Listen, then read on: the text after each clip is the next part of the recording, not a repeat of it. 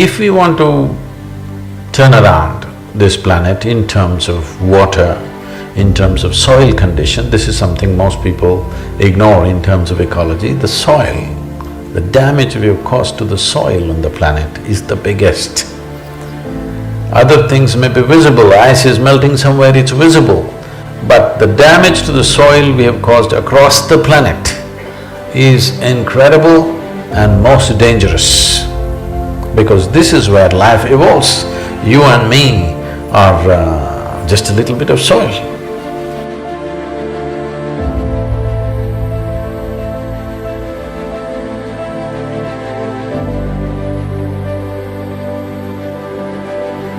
If we fix the soil, water is fixed, air is fixed, everything is fixed. Soil must be rich and on, because this is the same sod. Very well said, and I can give a little context for that. Three things that will give us a livable planet and give us a sustainable planet for 10 billion people by 2050.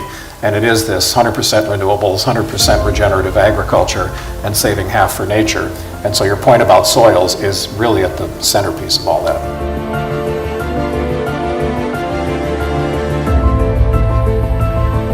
This human being is a tremendous possibility.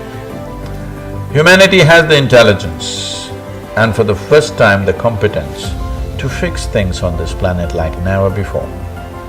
We are the first generation who have the necessary competence, intelligence, technology and communication capabilities. We have to exercise this competence. We must raise human consciousness. How open everything is left in you. This is what consciousness means. Consciousness means a limitless existence. Every human being has to come in contact with this dimension of intelligence within us. Only then we will function in a way that our well-being is not detrimental to something else, not just another human being, to everything else. This is not an ecology class, this is the nature of existence.